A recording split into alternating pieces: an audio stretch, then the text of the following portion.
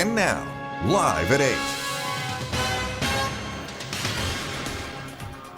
අයිබෝවන් එක්වන් අදත් ඇත්ත දැනගන්න ලංකාවේ අංක එකේ සමබර ප්‍රවෘත්ති විකාශය ලයිව් ඇට් 8 සමගින් සතියන්තයේදී ඔබ හමු වන මම චන්දන ජයසිංහ මම තිලිනි පෙරේරා අදත් මුලින්ම සිරස්තල මුළු රටටම ඇඳිරි නීතිය ලිහිල් වෙයි. මෙරට කොවිඩ් වසංගතය පරාජය කිරීමේ ගෞරවය ඔබට හිමි විය යුතුයි. ඉන්දිය අගමැති ජනපති සමග කියයි. දිවයින පුරා පුරාවස්තු සුරකීමට නව කාර්ය සාධන බලකායක්. මුල්පුටුව ආරක්ෂක ලේකම්ට. සැඟ වූ සහල් තොග සොයන මෙහෙයුම් මැරඹේ. පණපිටින් මිනි පෙට්ටියට ගිය නගරාධිපති.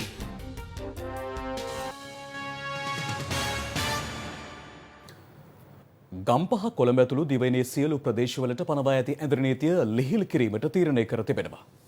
ජනාධිපති මාධ්‍යංශය නිවේදනය කළේ සියලු දිස්ත්‍රික්කවලට අඟහරුවාදා සිට ඇඳිරි නීතිය ක්‍රියාත්මක වන්නේ රාත්‍රී 10 සිට අලුයම 4 දක්වා පමණක් බවයි.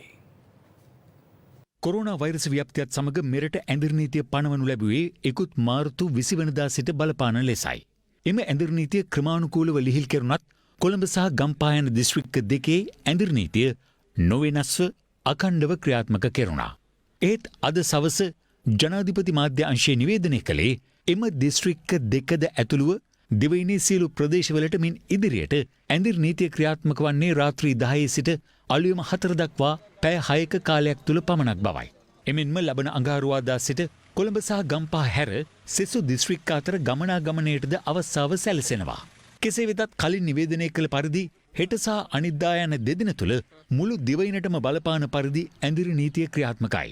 මේ පිළිබඳව අද උදෑසන විකාශය වූ පත්තරේ වැඩසටහනට එක්වෙමින් නියෝජ්‍ය පොලිස්පති අජිත් රෝහණ මහතා මෙලෙස අදහස් පළ කළා. නියෝජ්‍ය පොලිස්පතිතුමනි හෙට සහ අනිද්දා දෙදින නැවත වතාවක් ඇඳිරි නීතිය පැනවීමක් සිදු කර තිබෙනවා. විශේෂයෙන්ම නිරීක්ෂණය වෙලා තියෙනවා මේ සතියන්තයේ නිවාඩු දිනයන්වලදී නිරෝධායන රීතීන් වලට පටහැනිව කටයුතු කරන කණ්ඩායම් වැඩි බව. කණ්ඩායම් හැටියට එකතු වීම, සමූහයක් හැටියට එකතු වීම මේ ක්‍රියා නිරන්තරයෙන් සිදු වෙනවා. ඉතින් මේවා වැළැක්වීම තමයි අරමුණ වෙලා තියෙන්නේ. මොකද අපේ රටෙන්වත් ලෝකෙන්වත් තාම කොවිඩ් අවදානම දුර වෙලා නැහැ. ලෝකෙට සාපේක්ෂව අපි මේ රෝගය මර්ධනය කිරීමේ ඉතා ඉහළ මට්ටමක ඉන්නවා. ඒක තවදුරටත් පැතිරීම වළක්වා ගන්න තමයි රංගන අපේ අරමුණ වෙලා තියෙන්නේ.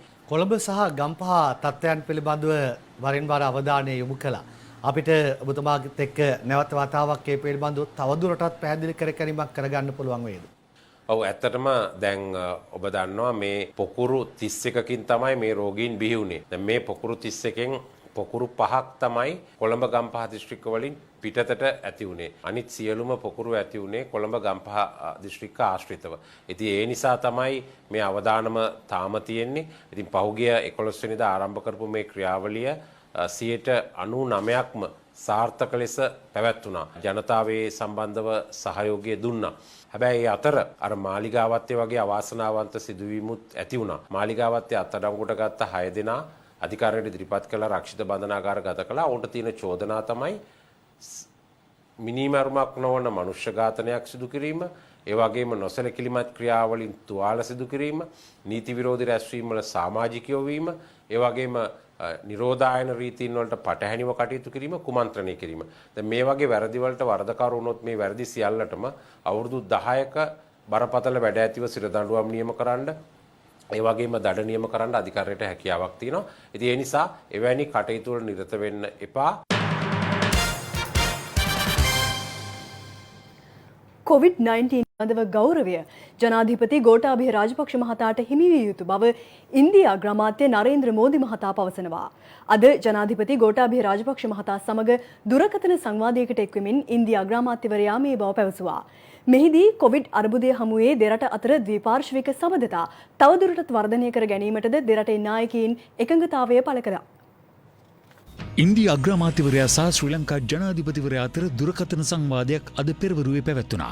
එහිදී අන්‍යෝන්‍ය වැදගත්කමක් සහිත විෂයන් ගැන අදහස් හුවමාරු කර ගැනීමට අවස්ථාව ලැබීම පිළිබඳව ජනාධිපති ගෝඨාභය රාජපක්ෂ මහතා සතුට පළ කරමින් ප්‍රකාශ කළේ වත්මන් දුෂ්කර අවධියේ ශ්‍රී ලංකාවට කළ උපකාර සම්බන්ධයෙන් මෝදි මැතිතුමාට සහ ඉන්දිය ජනතාවට කෘතඥතාව පුද කරන බවයි. ඉන්දියාව ශ්‍රී ලංකාවට ප්‍රධානය කළ ටොන් 10ක වෛද්‍යාධාර බෙහෙවින් ප්‍රයෝජනවත් වූ බවත් ජනාධිපතිතුමා පැවසුවා. එමෙන්ම ඉන්දියාවේ කොවිඩ් මර්ධන වැඩසටහනට මෙන්ම එරට අඩු වරප්‍රසාද සහිත කණ්ඩායම් සඳහා හඳුන්වා දුන් ආර්ථික සහන සමූහයත් ජනාධිපතිතුමාගේ ප්‍රසාදයට හේතු වී තිබෙනවා. ශ්‍රී ලංකාවද රෝග ව්‍යාප්තිය සතුටුදායක ලෙස පාලනය කිරීමට සමත් වී ඇති බව ජනාධිපතිතුමන් එහිදී පැවසුවා. ඊට ප්‍රතිචාර දක්වමින් ඉන්දියා අග්‍රාමාත්‍යවරයා පැවසුවේ කෝටි 130ක ජනගහනයක් හසුරුවා ගැනීම දුෂ්කර වුවත් ඉන්දියාවේ වසංගත ව්‍යාප්තිය 75%කින් පමණ පාලනය කර ගැනීමට හැකි වූ බවයි. තමන් ගෝඨාභය රාජපක්ෂ මහතාව නිරවුල් චින්තනයක් සහිත ඉක්මනින් දුෂ්කර තීරණ ගැනීමේ හැකියාව ඇති නායකයෙකු ලෙස හඳුනාගෙන ඇති බවත් නරේන්ද්‍ර මෝදි මහතා මේ දුරකථන සංවාදයේදී ප්‍රකාශ කර තිබෙනවා. තමන්ට තිබෙන තොරතුරු අනුව ශ්‍රී ලංකාව වසංගතය හොඳින් පාලනය කර ගැනීමට සමත්ව තිබෙන බව කී ඉන්දියා අග්‍රාමාත්‍යවරයා ප්‍රකාශ කළේ එහි ගෞරවය ජනාධිපති ගෝඨාභය රාජපක්ෂ මහතාට හිමි විය යුතු බවයි. මෙහිදී ජනාධිපති ගෝඨාභය රාජපක්ෂ මහතා ප්‍රකාශ කළේ දැන් තම ප්‍රමුඛතාවයේ බවට පත්ව ඇත්තේ මෙරට ආර්ථික පුනරුදය බවයි. ඒ සඳහා ප්‍රධාන පෙළේ ව්‍යාපෘති කිහිපයක් නැවත පණ ගැන්වීමට ඉන්දියාවේ සහාය අපේක්ෂා කරන බවත් ජනාධිපතිතුමා පැවසුවා. එමෙන්ම දෙරට අතර ක්‍රියාත්මක මූල්‍ය පහසුකම් හෝමාරු වැඩසටහන තවත් පුළුල් කිරීමට ජනාධිපතිතුමා යෝජනා කළා. සාක් හෝමාරු පහසු යටතේ ප්‍රදානය කර ඇති ඩොලර් මිලියන 400ට ඩොලර් බිලියන 1.1ක මුදලක් එකතු කිරීමට ඉන්දියා ආණ්ඩුව එකඟ නම් එය විදේශ විනිමය ගැටලු කළමනාකරණයට විශාල ආධාරයක් බවයි ජනාධිපතිතුමා මෙහිදී පෙන්වා දී ඇත්තේ. ශ්‍රී ලංකාවට උදව් කිරීමට තමන් පෞද්ගලිකව කැපවී සිටින බව මෙහිදී ඉන්දියා අග්‍රාමාත්‍යවරයා පැවසුවා.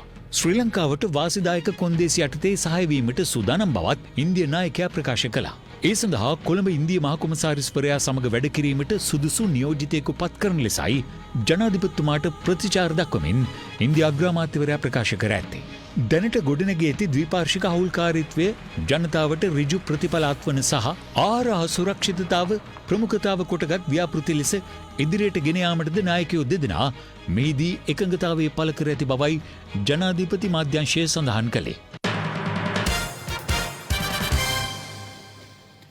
නැගෙනහිර පළාතේ පුරාවස්තු විධිමත්ව සමීක්ෂණය කොට ආරක්ෂා කිරීමට ආරක්ෂක ලේකම්වරයාගේ ප්‍රධානත්වයෙන් ජනාධිපති කාර්ය සාධක බලකායක් පත් කරන බව ජනාධිපති ගෝඨාභය රාජපක්ෂ මහතා පවසනවා. ජනාධිපතිතුමා මේ බව පැවසුවේ ඊයේ පස්වරුවේ ජනාධිපති කාර්යාලයේදී පැවති බෞද්ධ උපදේශක සභා රැස්වීමේදී.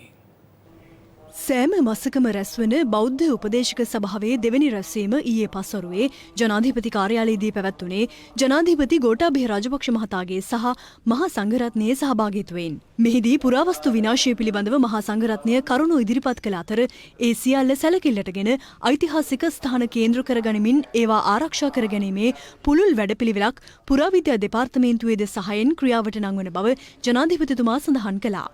රණවිරු සැමරු මුලලේදී ජනාධිපතිතුමා කළ කතාව පිළිබඳවද මහා සංඝරත්නයේ ආශිර්වාදය හිමිව තිබෙනවා.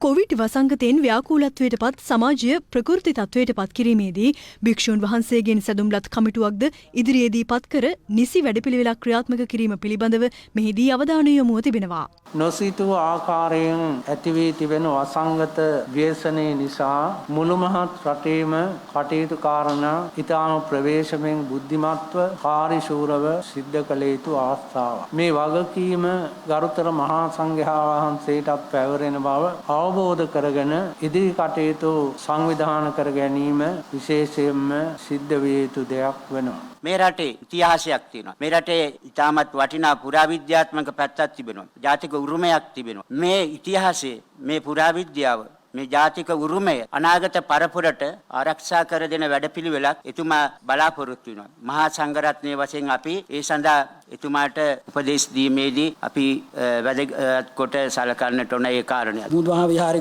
සම්බන්ධයෙන් ගත්ත පියවර ඉතාම වටිනවා. ඒ වගේ ස්ථාන තව රාශියක් නැගෙනහිර පළාතේ තියෙනවා. ඒවා රැකගැනීමේ වැඩපිළිවෙලකුත් අපි එල්ලවල මීනන් ස්වාමීන් වහන්සේ මෙතන වැඩ ඉන්නවා. උන්වහන්සේත් එක්කත් කතා කරලා එහෙම වැඩපිළිවෙලක් ඔබතුමා මේ ජනාධිපති දොරේ දරණ කාලය තුල ගොඩනැගුවොත් ඒක ඉතාමත් වටිනා ඓතිහාසික කාර්යයක් වෙයි. දැන් මේ කතාවලදී කාරණා කීපයක් මතුවුණා යම් යම් පුරාවිද්‍යා සම්බන්ධ වගේ කාරණා. මම හිතන්නේ මේ සභාවටම ඒ අදාළ නිලධාරීනුත් කැඳව ගන්න පුළුවන් නම් බුදු සාසන අමාත්‍යාංශ ලේකම්තුමා පුරාවිද්‍යා කුමාරතුමා ආදී වූ පිරිස මම හිතනවා අපිට මේ වෙලාවේදීම මේ කාරණාවන් ගැන විමසලා නිශ්චයකට එන්න පුළුවන්. රටේ ආරක්ෂාව, ජාතික ආරක්ෂාව සම්බන්ධයෙන් බහුල වශයෙන් මේ මෑත කාලේ විශේෂයෙන් මේ කොරෝනා කාලේ අපි දැක්කා අපි මේ පුවත්පත් කියවුවා මේ ඔන්ලයින් ඒවයි තියෙනවා අන්‍ය ජාතීන් සිංහල ජාතියට ඒ කියන්නේ සිංහල නම් ගන්නවා. ජාතියට එනවා නෙවෙයි නම් ගන්නවා. ඒවත් ඒ නනුත් රජ කාලේ පැරණි බොහොම ගෞරවනීය නම්බුකාර නම් පෙළපත් නම් ගන්නෙ.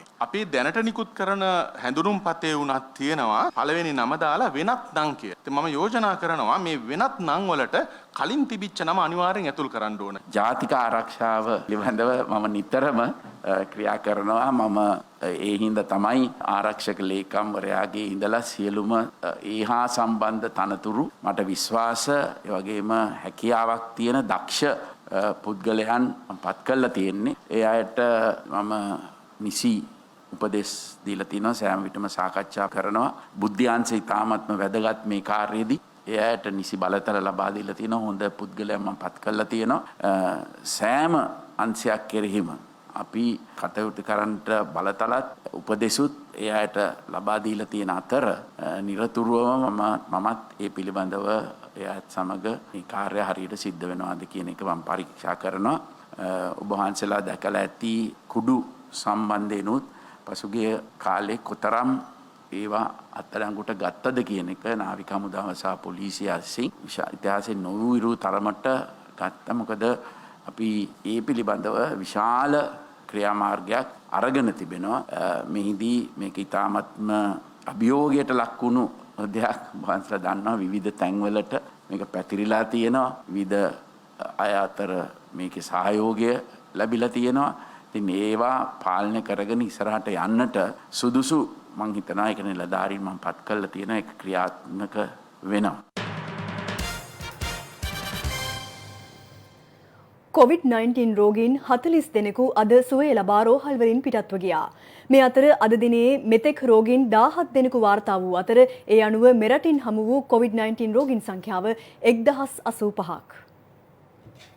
මෙරටින් හඳුනා ගැනුණු COVID-19 රෝගීන් 1085 දෙනාගෙන් 416 දෙනෙකු ජාතික බෝවන රෝග විද්‍යායතනය ඇතුළු රෝහල් 8ක ප්‍රතිකාර ලබනවා. පූර්ණ සුවය ලබා රෝහලින් පිටත්ව ගොස් ඇති රෝගීන් සංඛ්‍යාව 660ක්. COVID-19 ආසාදිත බවට සැකපිට තවත් 101 දෙනෙකු දිවයිනේ රෝහල් කිහිපයක පසුවන්නේ වෛද්‍ය අධීක්ෂණය යටතේ. ඊයේ වාර්තා වූ COVID-19 රෝගීන් 13 දෙනාගෙන් 11 දෙනෙකුම නාවික හමුදා සමාජිකයන්. ඊට අමතරව මැලේසියාවේ සහ කුවේට් සිට දිවයිනට පැමිණ නිරෝධායන මධ්‍යස්ථාන ගතව නිරෝධායනය වෙමින් සිටි දෙදෙනෙකුටද COVID-19 රෝගය ආසාදනය වී ඇති බවට ඊයේ වාර්තා වුණා. මේ අතර නාවික හමුදා මාධ්‍ය ප්‍රකාශක ලුතිනන්ට් කමාන්ඩර් ඉසුරු සූරිය බණ්ඩාර මහතා පැවසුවේ අවසන් වරට 33 දෙනෙකුගෙන් යුත් නාවික හමුදා සමාජිකයන් කණ්ඩායමක් සුවය ලැබූ බවයි. ඒ අනුව COVID-19 රෝගයේ වැළඳුණු නාවික හමුදා සමාජිකයන් 607 දෙනාගෙන් මේ වන විට 283 දෙනෙකු පූර්ණ සුවය ලබා රුහල් වලින් පිටත්ව ගොස් තිබෙනවා. වැලිසර නාවික හමුදා කඳවුර තුළ COVID-19 ව්‍යාප්තිය හේතුවෙන් සෞඛ්‍ය අවදානමකට ලක්ව සිටින නාවික හමුදා සමාජිකයන් ඊයේ රාත්‍රියේ වවුනියාව නිරෝධායන මධ්‍යස්ථාන දෙකක් වෙත යොමු කෙරුණා. ඒ අනුව පම්පමඩුව නිරෝධායන මධ්‍යස්ථානයේ වෙත නාවික හමුදා සමාජිකයන් 176 දෙනෙකු යොමු කෙරුණා. අතර පෙරියකාඩු නිරෝධායන මධ්‍යස්ථානයේ වෙත යොමු කෙරුණු නාවික හමුදා සමාජිකයන් සංඛ්‍යාව 102ක්. ඔවුන් දින 21ක නිරෝධායනයකට ලක් කිරීමට නියමිතයි. නාවික හමුදා අධීක්ෂණය යටතේ අනුරාධපුර ක්‍රියාත්මක කෙරුණු නිරෝධායන මධ්‍යස්ථානයෙන් එහි අවසන් කණ්ඩායම ලෙස 15 දෙනෙකු අද ඉන් පිටත්ව ගියා. එලෙස පිටත්ව ගියේ නාවික හමුදාවෙන් හඳුනාගත් COVID-19 රෝගීන්ගේ සමීප ආශ්‍රිතයින් පිරිසක්. ගුවන් හමුදාපති එයා මාර්ෂල් සුමංගල ඩයස් මහතාගේ උපදෙස් මත ක්‍රියාත්මක වුණු වැලිසර ශ්වසන රෝග පිළිබඳ ජාතික රෝහලේ නිරෝධායනය වූ 41 දෙනෙකු අද ඉන් පිටව ගියා.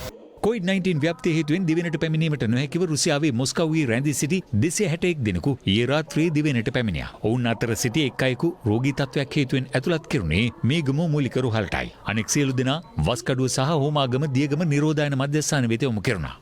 ඒත් එක්කම තමයි අද දිනේදී සීෂෙල්ස් රාජ්‍යයේ සිට ශ්‍රී ලාංකිකයන් 45 දෙනෙකු රැගෙනීමට කටයුතු කරන ලැබුවා. ඊයේ දිනේදී ශ්‍රී ලංකාවට පැමිණි නිරෝධායන ලක් කරපු අයවලුන් සමග ශ්‍රී ලංකාවේ නිරෝධායන මධ්‍යස්ථානවල 4639 දෙනෙකු නිරෝධායන මධ්‍යස්ථාන 42ක් යටතේ නිරෝධායන වෙමින් පවතිනවා. අද දිනේ මින් අතුරින් 64 දෙනෙකු නිරෝධායන අවසන් කොට තම නිවෙස් බලා යැවීමට කටයුතු කරනු ලැබුවා. මේ දක්වා ශ්‍රී ලංකාව තුළ 10287 දෙනෙකු නිරෝධායන අවසන් වී තව නිවෙස් බලා යැවීමට අපි කටයුතු කළා තිබෙනවා. මේ අතර නිරෝධායන ඇඳිරි නීතිය හේතුවෙන් සිය ගම්බිම් බලා යාමට නොහැකිව කොළඹ රැඳී සිටි 1200 දෙනෙකු අද පිටත් කර හැරුණා. ඒ පොලිසිය මැදිහත් වීමෙන්. දිස්ත්‍රික්ක 16කට අද මේ ස්ථානයෙන් බස් රථ පිටත් වෙලා යනවා. ඒ අයට මේ ප්‍රදේශයේ පොලිසියෙන් ඒගොල්ලන්ගේ විස බීජ හරණය කරලා ඒ වගේම ඒගොල්ලන් සෞඛ්‍ය ආරක්ෂිතව වෛද්‍යවරුන් විසින් ඔවුන්ගේ ශරීර උෂ්ණත්වය මැන බලලා ඔවුන් මේ වෛරසය කොළඹ සිට ගම් වලට අරන් යන්නේ නැති පුද්ගලයෝ විදිහට සහතිකයක් දීලා තමයි අය පිටත් කරලා යවන්නේ. ඒ විතරක් නෙමෙයි අය ගම් ප්‍රදේශයට ගියයින් පස්සේ ඒ ප්‍රදේශයේ පොලිසිය යටතේ මහජන සෞඛ්‍ය පරීක්ෂකවරුන්ගේ අධීක්ෂණයට ලක් කරලා සොයන් නිරෝධායනයේ දවස් 14ක් හෝ 28ක් වුණත් ඉඳ සිද්ධ වෙනවා. අද උදෑසන සුගතදාස ග්‍රාස්‍ය ක්‍රීඩාංගණය ඇසලින් ඔවුන් පිටත් කර හැරියේ විෂ බීජ හරණයට ලක් කිරීමෙන් අනතුරුවයි. ගම්බිම් බලා යන පිරිසගේ මානසික සුවය වෙනුවෙන් පොලිසිය විශේෂ සංගීත ප්‍රසංගයක්ද සංවිධානය කර තිබුණා.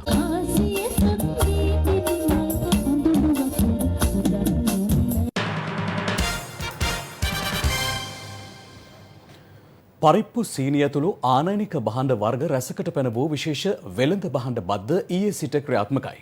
එය මාස 6ක කාලයක් දක්වා පැවතෙන බවයි මුදල් ආර්ථික හා ප්‍රතිපත්ති සංවර්ධන අමාත්‍යාංශය පවසන්නේ. මුදල් අමාත්‍ය අග්‍රාමාත්‍ය මහින්ද රාජපක්ෂ මහතා වෙත පැවරී ඇති බලතල අනුව මෙම විශේෂ වෙළඳ භාණ්ඩ බද්ද පනවා තිබෙනවා. මෙරට පාරිභෝගික භාණ්ඩ අතර වැඩිම ආනයන වීදමක් දරන්නේ සහල්, සීනි, පරිප්පු හා කිරි ආශ්‍රිත නිෂ්පාදනවලටයි. ඒ අනුව ආනයනික සීනි කිලෝග්‍රෑමයකට පනවා ඇති බද්ද රුපියල් 50ක්. ආනයනික අර්තාපල් කිලෝවක් සඳහා රුපියල් 50ක්ද, රතුලුණු කිලෝවක් සඳහා රුපියල් 50ක්ද, සුදුලුණු කිලෝවකට රුපියල් 50ක්ද අය කෙරෙනු ඇති.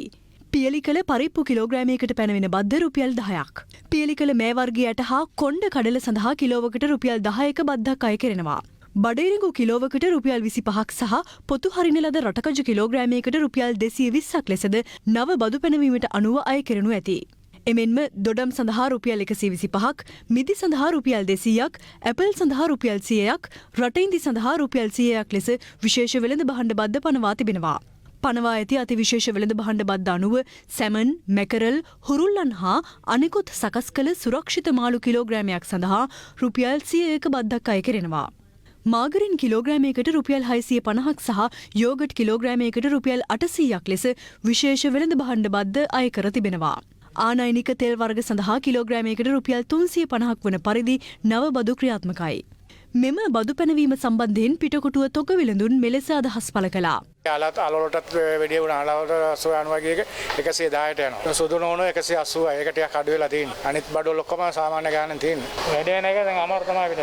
මිනිස්සු අමාරුවෙන් එල්ලන්නේ. තව වැඩ වෙනවා තව අමාරු තමයි. මෙටි පහ ගෙනියන්නේ මිනිස්සු මෙටි දෙකක් ගෙනියන්නේ. කිලෝ 100 ගන්න මිනිස්සු කිලෝ 50යි ගන්නෑ. ඒක අපිට බාධාව තමයි. වෙන වෙන එක අමාරු නේ මේ වෙලාවේ ලංකාවේ මිනිස්සු අමාරු තත්ත්වයේ ජීවත් වෙන්නේ නේ. සෙමන් එවනම් පොඩක් වැඩි කරපෙක පොඩක් අමාරු මිනිස්සුටත් අපිට. මේ අතර ආනයනික වෙළඳ භාණ්ඩ මත බදු පැනවීම පිළිබඳව දේශපාලනඥයින් පළ කළ අදහස් මේ.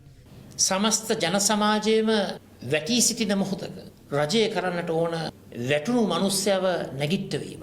නමුත් අද සිදු වෙලා තිබෙන්නේ වැටුණු මිනිස්සයව තව තවත් ප්‍රපාතයකට ඇදවට්ටවන ප්‍රතිපත්ති රජය ක්‍රියාත්මක කිරීම.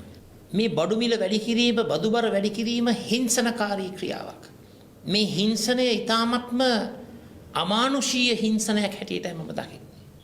මම අහන්න කැමති වර්තමාන රජයෙන් ඇයි තමුන්නාන්සලා බදු වැඩි කරලා, බඩු මිල වැඩි කරලා ජීවන වියදම ඉහළ දමන්නට කටයුතු කරන්නේ. කියන්නේ ගොවියන්ගේ අස්වැන්න එනකොට අපි යුනිට් ප්‍රයිස් එකක් දැම්මා. ඒ කියන්නේ කිලෝ එකකට රුපියල් 20ක් හරි 50ක් හරි 30ක් හරි අර ගොවියා ආරක්ෂකව කිරීමේ වැඩපිළිවෙලකට එය අපි පාවිච්චි කරලා තියෙනවා. දෙකින් දෙකට මේ අර්ථයක් නෙමෙයි. ඒ දෙකින් දෙකට පාවිච්චි කරලා තියෙනවා. වෙළඳ පොලේ තුලනතාවයක් ඇති වෙන විදිහට අපේ කස්ටම් එකෙන් අයිටම් එකකට එහෙම නැත්නම් කිලෝ එකකට රුපියල් 20ද 15ද 30ද අර අනිත් එකත් එක්ක තුලනයක් ඇති වෙන්න ලංකාවේ නිෂ්පාදනයත් එක්ක තුලනයක් ඇති වෙන්න කරනවා.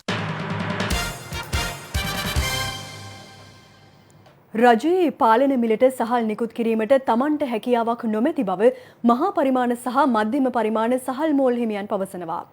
ඔවුන් පෙන්වා දෙන්නේ රුපියල් 50ක් වැනි මිලකට මිලදීගත් වී සහල් කර රුපියල් 90කට අලෙවි කිරීමට නොහැකි බවයි. කෙසේ වෙතත් දේශපාලනඥයින් සහ විවිධ පාර්ශව චෝදනා කරන්නේ සහල් මෝල් හිමියන්ගේ ඒකාධිකාරීත්වය පරාජය කිරීමට ආණ්ඩුව අසමත් වී ඇති බවයි. නාඩුසා සම්බා සහල් කිලෝග්‍රෑමයක උපරිම සිල්ලර මිල මේ වසර ආරම්භයේදී දැක්වුණේ රුපියල් 98ක් ලෙසයි. එම මිල රුපියල් 90ක් දක්වා පහත දැමීමට රජය පසුගියදා පියවර ගත්තා.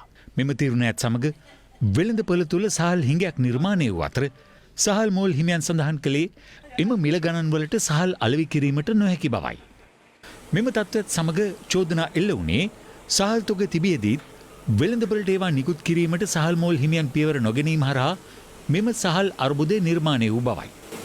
සහල් කෘතිම හිගයක් මවාපාණ්ඩ හදනවා වී ඕන තරම් තියෙනවා රටේ. පොළොන්නරුව දිස්ත්‍රික්කය තුල පමණක් පුද්ගලික මෝල් වල වී කිලෝ කෝටි 19ක් 20ක් තියෙනවා. හැබැයි රුපියල් 90ටයි රුපියල් 85ටයි කොහොමවත් හාල් නැහැ. මේකට හේතුව තමයි රජය මේ අවස්ථාවේදී සහල් මාෆියාවට යට වෙලා ඉන්නවා. කෝ සම්බයි නාඩුයි. සම්බයි නාඩුයි තියෙන්නේ අර ලොකු කම්පැනි කාරයන්ගේ ගබඩාව ඇතුලේ. ඒව ඇතුලේ තියෙන දැන් අපිට ආරංචියක් ආව කමාන්ඩෝ එකෙන් වට කළා කියලා. මන් දන්නේ නැහැ කමාන්ඩෝ එකෙන් වට කළාද නැද්ද කියලා. ආරංචිද කමාන්ඩෝ වට කළා කියලා දන්නේ. මේ අතර පොළොන්නරුවේ පිහිටි ඩඩ්ලි සිරිසේන මහතාට අයත් සහල් මෝල් වෙත අද පාරිභෝගික අධිකාරියේ නිලධාරීන් පැමිණ තිබුණේ මෙලෙසින්. එහිදී එම නිලධාරීන් එම සහල් මෝලයේ ඇති සහල් තොග නිරීක්ෂණය කළා. දැන් සිස්ටම් එකෙන් පිටලා තියෙන එකේ වරන්න පුළුවන් අපිට. මිටි 85000 තියෙන්නේ. පොත් සම්ම වැරදි එක නැහැ. ආල් කිලෝ 134ක් ඇදී. ඒ මිටි 85000. 80000 සම්බ.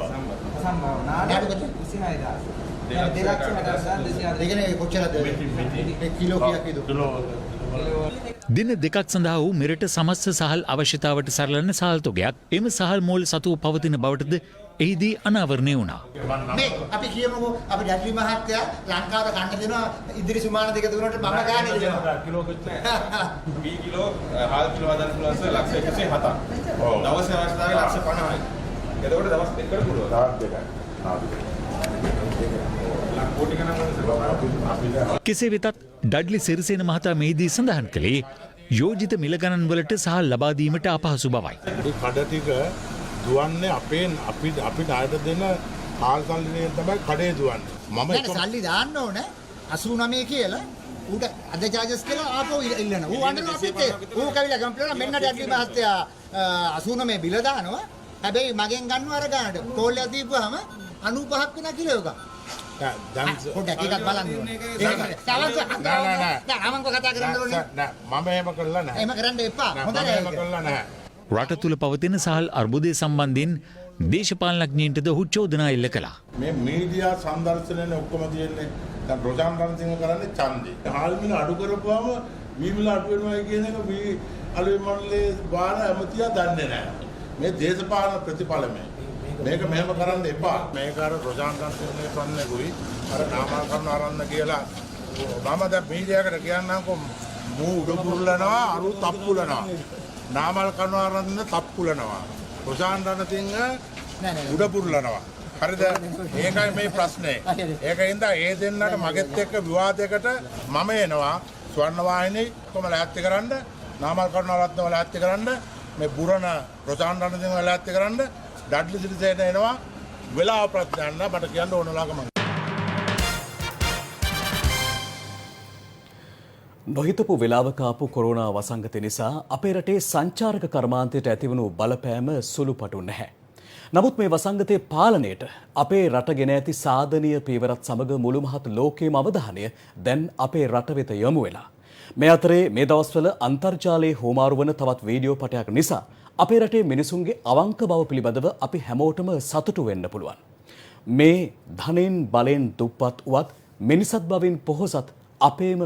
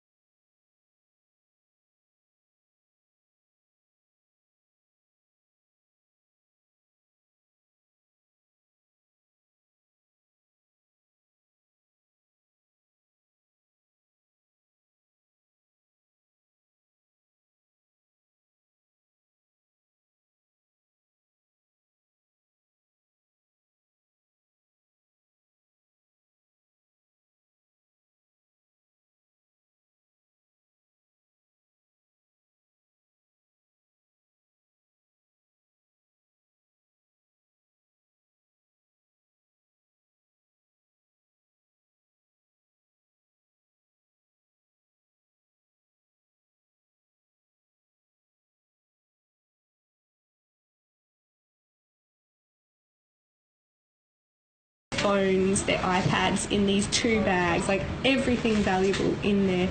There were 2 young guys who had gotten off the bus and run back with their bags to give them back their bags. And my parents were just blown away. They were like, "Oh, here, like, have some money, like, you know." And the guys were like, "No, like, don't be ridiculous. That's stupid." And then these guys had missed their bus, so then they were waiting for another bus. And like, my parents were like, "Please, like, let us buy you a meal while you're waiting for the bus." And they were like, "No, seriously, it's fine." Where was this? In Sri Lanka? It was in Sri Lanka. Where? It was near Kandy. In Kandy? Yeah, it was near Kandy. Especially, it wasn't like, you know, it was like a hired bus or anything. It was a public bus, but, you know, it would have been easy for someone to steal those bags. මේ අතර මීට මාස 3-4කට කලින් අපේ රටේ ලස්සන බලන්න ආපු සංචාරකයන් පිරිසක් කොරෝනා වසංගතය නිසා ලංකාවෙම හිර වුණා. මේ අයගෙන් බොහෝ දෙනෙක් හිර වෙලා හිටියේ බණ්ඩාරවිල සුන්දර ඇල්ල ප්‍රදේශයාවට. ඒත් තමන්ගේ කියලා කවුරුවත්ම නැති රටක මේ විදියට හිරවුණු මේ සංචාරකයන්ට කිසිම තනිකමක් නොදැනෙන්න ඇල්ල ප්‍රදේශයේ ජනතාව ලොකු කැපකිරීමක් කරලා තිබුණා. They are treating us well. Our host, Sri Kanti, we are safe. We feel very, very welcome to your country. I love this country. I will always come back here. I love the people. We're great here. Yeah, we are really thankful for Sri Lanka people. ඉතින් මේ හැම දෙයක් ගැනම ඇත්තටම පැහැදුණු මේ සංචාරකයන් අපේ රට ගැන වගේම මේ ආගන්තුක සත්කාරය ගැනත් අන්තර්ජාලය හරහා මුළු ලෝකයටම කියන්න පහුගිය දවස්වල ලොකු උත්සාහයක් අරගෙන තිබුණා. It's called Sri Lanka. In a small town in Sri Lanka called Ella, 14 tourists got stuck with no money or home. Entire city got together to help their 14 stranded tourists. Most importantly, give them family away from family. This is a thank you to Sri Lanka. And the kindness and generosity of a town called Ella. බොහොම ඉක්මනට අපේ රට සම්පූර්ණයෙන්ම විවෘත වුණු දවසට මේ හැමෝම ලංකාව ගැන තියෙන සුන්දර මතකයන් තව තවත් ලෝකයටම හඬනගා කියන බවට කිසිම සැකයක් නැහැ. ඒ හැම දෙයක්ම අපේ රටේ සංචාරක කර්මාන්තයේ අනාගතයට සුබ පෙරනිමිත්තක් වනු නොඅනුමානයි.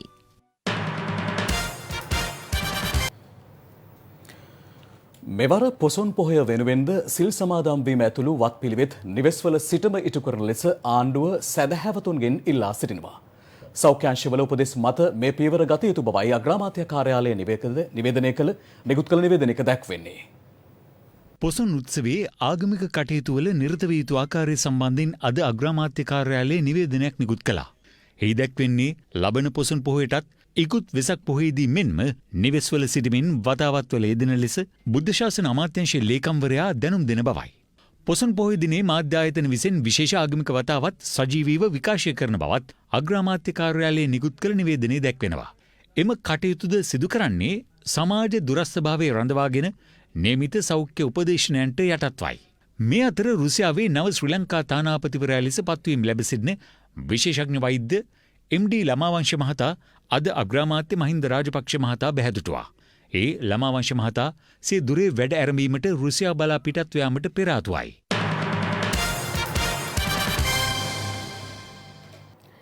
ඉහළ කොත්මලේ ජලාශයට පැන සියදිවි නසා ගැනීමට තැත් කළ තරුණියක බේරා ගැනීමට ගොස් ජීවිතය පූජා කළ තලවකැලේ රිස්වාන්ගේ අවසන් කටයුතු අද සිදු කෙරුණා.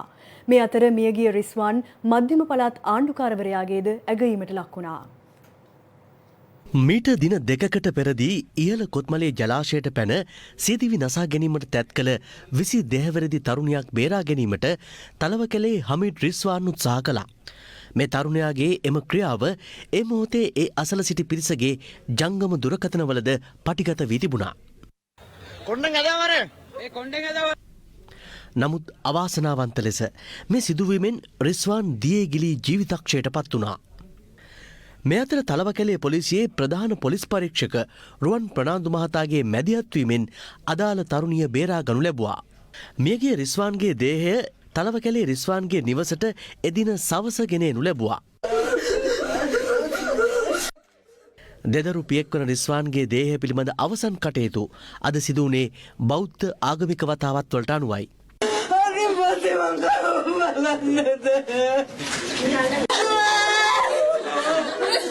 සරණං ගච්ඡාමි අපූරා පරිපූර්ණන්ති සාගරං ඒව මේවයිකෝ දින්නම් වේදානං උපගම්පති යතාවාරිවා තලවකැලේ මෙන්ම ලිඳුන ප්‍රදේශයේත් කාගෙත් ආදරය හිමිකරගත් හමිට් රිස්වාන්ගේ දේහය පිළිබඳ අවසන් කටයුතු ලිඳුන ෆාම්ස්ටන් රත්නගිරිය ජනපද පොදු සුසාන භූමියේදී අද මෙලෙස සිදු වුණා.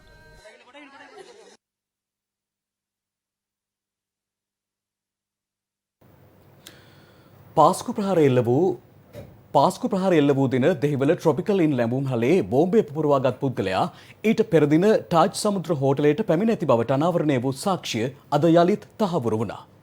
ඒ පාස්කු ප්‍රහාරය පිළිබඳ විමර්ශනය කරන ජනාධිපති කොමිසම හමුවේ. පාස්කු ප්‍රහාරය සම්බන්ධයෙන් සොයා බලන ජනාධිපති විමර්ශන කොමිසම් සභාව හමුවේ අද සාක්ෂි ලබා දුන්නේ කොළඹ ටාජ් සමුද්‍ර හෝටලේ කලාප ආරක්ෂක කළමනාකරු SI සුජීව ප්‍රනාන්දු මහතායි. 823යි 533යි 241 වී යන හැඳුනුම්පත් අංකයේ දරන අබ්දුල් ලතිෆ් ජමීල් මොහමඩ් නැමැත්තෙකු ටාජ් සමුද්‍රා හෝටලයට පැමිණි බවට සටහන් වී ඇද්ද යන පිළිබඳ ඔහුගෙන් ජනාධිපති කොමිසම විමසා සිටියා. ඊට ඔහු යන්නේ පිළිතුරු ලබා දුන් සාක්ෂිකරු කියා සිටියේ පාස්කු ප්‍රහාරයට පෙර දින පසුරු 4:53ට ජමීල් මොහමඩ් නැමැත්තා හෝටලයට පැමිණි බවත් ඔහු 365 කාමරයට යොමු කළ බවයි. ඔහු පැමිණියේ ඇදගෙන යන බෑගයකුත් රැගෙන බව සඳහන් කළ සාක්ෂිකරු බෑගය හෝටලය තුළට රැගෙන යාමට උදව් අනවශ්‍ය බවට පැවසූ බවද සාක්ෂිකරු සඳහන් කළා. අනතුරු පැයකට පමණ පසුව ජමීල් මොහමඩ් නැමැත්තා මෝටර රථයකින් පිටව ගිය බවත් එසේ පිටව යන විටදී හෝටලයට රැගෙන බෑගය රැගෙන නොගෙන ගිය බව CCTV දර්ශන වලින් අනාවරණය වී ඇති බව සාක්ෂිකරු සඳහන් කළා. එලෙස පිටව ගිය ඔහු එදින රාත්‍රියේ හෝටලයට නොපැමිණි බවත් ඊට පසු දින එනම් අප්‍රේල් 21 වෙනිදා පෙරවරු 7:08ට පමණ මෝටර රථයකින් පැමිණි බවත් එසේ පැමිණෙන විට පෙර දින හෝටලයට රැගෙන බෑගයට වඩා විශාල බෑගයක් රැගෙන බව CCTV දර්ශන වලින් අනාවරණය වන බවත් සාක්ෂිකරු සඳහන් කළා. පසු ඔහු ආපනශාලාවේ කිහිප වරක් ගමන් කර නැවත 365 කාමරයට ගොස් තවත් බෑගයක් රැගෙන යළිත් ආපනශාලාවට පැමිණ නොයිවසිලිමත්ව සැරිසරන අයුරු CCTV දර්ශනවල සටහන්ව ඇති බවත් සාක්ෂිකරු කොමිසම හමුවේ පැවසුවා. අනතුරුව ජමීල් මොහමඩ් නැමැත්තා බෑග්ද රැගෙන හෝටලයෙන් පිටව යන බව අදාළ CCTV දර්ශනවලින් අනාවරණය වන බව සාක්ෂිකරු සඳහන් කළා. මෙහිදී කොමිසම හමුවේ සාක්ෂි දුන් විමලසේන පෙරේරා නැමැති ත්‍රිරෝද රථ රියදුරා සඳහන් කළේ පාස්කු ප්‍රහාරය එල්ල වූ දින ටාජ් සමුද්‍රා හෝටලයේ අසලින් පුද්ගලයෙකු තම ත්‍රිරෝද රථයට ගොඩ වූ බවයි. ඔහු තම ත්‍රිරෝද රථයෙන් එම පුද්ගලයා වැල්ලවත්ත ප්‍රදේශයට රැගෙන ගිය බවත් එහිදී ඔහු වැල්ලවත්ත ප්‍රදේශයේදීම රථයෙන් බැස ගිය බවත් අනාවරණය කළා. අනතුරුව දේවගෙදර රණවීර නැමැති අයෙකුද අද සාක්ෂි ලබා දෙමින් සඳහන් කළේ වැල්ලවත්ත ප්‍රදේශයෙන් තම ත්‍රිරෝද රථයට ගොඩ වූ එම පුද්ගලයා දෙහිවල සත්වෝද්‍යාන පාරේ ලැබුම් හලකට රැගෙන යන ලෙස තමාගෙන් ඉල්ලූ බවයි. ඒ අනුව ඔහුව දෙහිවල ට්‍රොපිකලින් ලැබුම් හලට රැගෙන ගිය බවද සාක්ෂිකරු සඳහන් කළා. මේ අතර පාස්කු ඉරුදින ශැංග්‍රිලා හෝටලයට ප්‍රහාර එල්ල කළ බෝම්බකරුවන් ඊට දින 2කට පෙර එම හෝටලයට පැමිණ ප්‍රහාරය සම්බන්ධයෙන් පෙරහුරුවක් කර ඇතැයි ජනාධිපති විමර්ශන කොමිසම හමුවේ ඊයේ අනාවරණය වුණා. ශැංග්‍රිලා හෝටලේ බෝම්බ ප්‍රහාරය සම්බන්ධයෙන් විමර්ශනය කරන අපරාධ පරීක්ෂණ දෙපාර්තමේන්තුවේ ප්‍රධාන පොලිස් පරීක්ෂක ජේ මහින්ද ජයසූරිය මහතා ඊයේ කොමිසම හමුවේ සාක්ෂි දෙමින් මේ බව අනාවරණය කළා. මෙසේ පැමිණ තිබුණේ ශැංග්‍රිලා හෝටලයට මරාගෙන මැරෙන බෝම්බ ප්‍රහාර එල්ල කළ සහරාන් හෂීම් සහ මොහමඩ් ඉබ්‍රහීම් යන දෙදෙනායි. COVID-19 වසංගත තත්වයෙන් පසු යුරෝපයේ ප්‍රධානව ලෝකයේ රටවල්වල පැතිරී යන කවසකි නම් ළමුන්ට වැළඳෙන රෝගී තත්වයක් පිළිබඳව ලෝකයේම අවධානය මේ වන විට යොමු වී තිබෙනවා. ළමා රෝග පිළිබඳ විශේෂඥ වෛද්‍ය දීපල් පෙරේරා මහතා පවසන්නේ මේ වන විට වාර්ෂිකව කවසකි රෝගයට ගොදුරු වූ ළමුන් 50-100ත් අතර ප්‍රමාණයක් ශ්‍රී ලංකාවෙන්ද වාර්තා වන බවයි. කවසකී ලෙස අනුමාන කරන මේ රෝගයෙන් යුරෝපයේ සහ උතුරු ඇමරිකාව තුළ මේ වන විට ළමුන් කිහිප දෙනෙක් මිය ගිය බවත් තවත් 100 ගණනක් ප්‍රතිකාර ලබන බවත් විදෙස් මාධ්‍ය වාර්තා කරනවා. COVID-19 වසංගත තත්ත්වයේ ලෝක ව්‍යාප්තිය නිසාම ලෝක සෞඛ්‍ය සංවිධානය ළමුන්ට වැළඳෙන මේ රෝගය පිළිබඳව මේ වන විට පර්යේෂණ ආරම්භ කර තිබෙනවා. COVID-19 හා කවසකි රෝගය අතර සම්බන්ධයක් තිබෙනවාද? මේ රෝගයේ ප්‍රතිශක්තිකරණය අඩු රෝගයක්වත් කෙලින්ම කොරෝනාවට පස්සේ ඇතිවෙන රෝගයක්වත් නෙමෙයි ස්වයං ප්‍රතිශක්තිකරණයක් විදියට ඇතිවෙන ස්වයං ප්‍රතිශක්තිකරණ රෝගයක්. කවසකි රෝගයේ ලක්ෂණ මොනවාද? මේක වැඩිපුරම වාර්තා වෙන්නේ අවුරුදු 5ට අඩු දරුවන්ටයි. දවස් 5කට වැඩිය උණ අඩු වෙන්නේ නැතුව තියෙනවා නම් ඇස් රතු වීම, තොල් රතු වීම, දිව ස්ට්‍රෝබෙරි එකක් වගේ වෙනවා. අත්ලේ පත්ලේ සහ ඇඟේ රතු ලප ඇතිවීමක් වෙනවා. බෙල්ලේ වසාගඩිද ලොකු වෙනවා. අර ඒ වගේ රෝග ලක්ෂණ දැක්කොත් විශේෂඥ වෛද්‍යවරයෙක් ඉන්න රෝහලක් වෙත වාර්තා වෙනවා නම් හොඳයි. කවසකි රෝගී තත්ත්වයෙන් දරුවාට කරන බලපෑම කුමක්ද?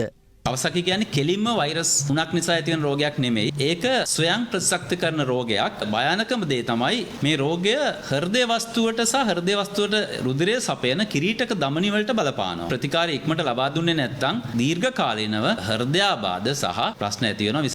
ලොවම කතා වෙන මේ රෝගය ඇත්තටම ලෝකෙට අලුත්ද? මේ කවසකි කියන රෝගය 1967 දී කවසකි කියලා ජපානයේ වෛද්‍යවරයෙක් තමයි මුලින්ම වාර්තා කරේ. රිජ්වේ ආර්යා ළමා රෝහලේ දැනටත් හැම අවුරුද්දකම වගේ දැන් 50ක් 100ක් වගේ වාර්තා වෙන නිසා අපේ සායන වලට පැමිණෙන කවසකි රෝගීන් ඉන්නවා. ඉක්මනටම රෝගය අඳුරගෙන ප්‍රතිකාර කරේ නැත්නම් දීර්ඝ කාලීනව රෝගයක් විදියට හෘද රෝගය පවතීමක් තියෙනවා. අඩු වයසෙන් හෘදයාබාධ ඇතිවන පුද්ගලයන්ගෙන් යම්කිසි ප්‍රතිශතයක් කවසකි රෝගය හරියට අඳුරාගන්නේ නැති පුද්ගලයන් බවට අපි දැන් හඳුන්වගෙන තියෙනවා. ළමුන්ට ආදරය කරන හැම අම්ම කෙනෙක්ම හැම තාත්තා කෙනෙක්ම කවසකි ගැන විමසිල්ලෙන් ඉන්නේ. මෙය බෝවන රෝගී තත්ත්වයක්ද? බෝවෙන එකක් නෙමෙයි. හැබැයි කාලයකට මෙහෙම මේ රෝගීන්ගේ වැඩිවීමක් අපි දකිනවා හැම අවුරුද්දෙම වගේ. ලංකාවේ අපි කවසකි රෝගය ගැන බිය විය යුතුද? පරක්කු වුණොත් රෝගය අඳුරගන්න අපිට අඩු වයසේදී හෘදයාබාධ ඇතිවීමේ ප්‍රවණතාවයක් ඇති වෙන්න පුළුවන්. මේ දරුවෝ බොහෝ විට සුවපත් කරගන්න අපිට හැකියාව තියෙනවා. අපිට මේක ප්‍රතිකාර කරන්න පුළුවන්, අඳුරගන්න පුළුවන් රෝගයක්. පවතින තත්ත්වය මත ශ්‍රී ලංකාවේ මලල ක්‍රීඩක ක්‍රීඩිකාවන්ගේ ශාරීරික සෞඛ්‍ය ඉහළ මට්ටමකින් පවත්වාගෙන යාම අත්‍යවශ්‍ය බව ඔලිම්පික් රිදී පදකම්ලාභී සුසන්තිකා ජයසිංහ පවසනවා. ඇය වැඩිදුරටත් පවසන්නේ වත්මන් තත්ත්වය යටතේ ක්‍රීඩක ක්‍රීඩිකාවන් සඳහා කෙටිකාලීන සහ දීර්ඝකාලීන සැලසුම් සකස් කළ යුතු බවයි. කෙලිබිමෙන් අතට සරණවාහිනී නාලිකාවට ස්තුතිය පුද කරනවා. ක්‍රිකට් ක්‍රීඩාවට වගේ මල්ල ක්‍රීඩාවටත් අවස්ථාව ලබා දීම සම්බන්ධව. ඇත්තටම පසුගිය මාස 2-3 ගත්තාම විශේෂයෙන්ම මල්ල ක්‍රීඩාවට ගොඩක් බලපෑවා. මොකද මාසයක් දෙකක කාලයක් තිබුණා කොහෙටවත්ම යන්න බෑ, පිට්ටනියට යන්න බෑ, බස් එකක් නෑ. එහෙම කාලයක් තිබුණා. මේක මුළු ලෝකෙටම බලපෑව දෙයක් නිසා අපි හැමෝටම අවබෝධය තියෙනවා. නමුත් ක්‍රීඩක ක්‍රීඩිකාවන්ට මගේ ජීවිතයේ අත්දැකීම් සහ මම නිලධාරිනියක් වශයෙන් මේ උපදේශය දෙන්නේ පුහුණු කරුවන්ට. කියන්නේ අපි කෙටි කාලීන සහ දීර්ඝ කාලීන අපිට ප්ලෑන් දෙකක් ගහන්න වෙනවා. ඉතින් කෙටි කාලීනව අපිට පිහිනන තැනකට ළඟපාත තියෙනවා නම් යොමු කරන්න පුළුවන්. ඒ වගේම ලොකු වතු පිටියක් මොනවා හරි තියෙනවා නම් තනකොළ පිට්ටනියක් ඒ තියෙන ප්‍රමාණය අනුව ඒගොල්ලෝ පොඩ්ඩක් දුවලා ව්‍යායාම ටික කරලා බඩට කොන්දට ඒ වගේ ව්‍යායාම කරලා අපිට මොනවා හරි ආබාධයක් ආවහම අපි ඇක්ටිව් රෙස්ට් කියලා කරනවා. එතකොට මම මාස 2-3 ඒ වගේ කරලා තියෙනවා. නැවත යථා තත්ත්වයට එන්න පුළුවන් වෙනවා. අපිට ජයග්‍රහණ ගෙනාව ගෞරව ගෙනාව ක්‍රීඩක ක්‍රීඩිකාවන් අපි තෝරාගත්ත අපේ තේරලා හිටපු කොටස අපිට පුළුවන් නම් සංජිතේ නැවත පටන් අරගෙන අපි ඉන්න නිලධාරීන් සම්බන්ධ වෙලා වගකීමකින් මේගොල්ලන්ට පිට්ටනිය යම්කිසි වෙලාවක් ඒ කලාවක් හරිගස්සලා දීලා මේගොල්ලන්ගේ දක්ෂතා ටික නැවත චුට්ට මේක කට් ඇන්ඩ් පොලිෂ් කරලා ගන්න මං හිතනවා ලොකු අපහසුතාවයක් වෙන්නේ නැහැ. පළවෙනි එක තමයි ක්‍රීඩකයින්ගේ මනස.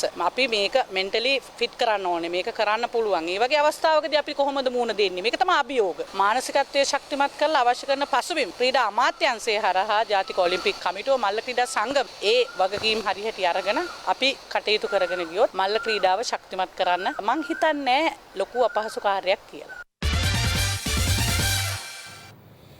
ඒ සමගින් අදට අප සමුගන්නවා. මම චන්දන ජයසිංහ. මම තිලිනි පෙරේරා. සුබ රාත්‍රියක්. සුබ රාත්‍රියක්.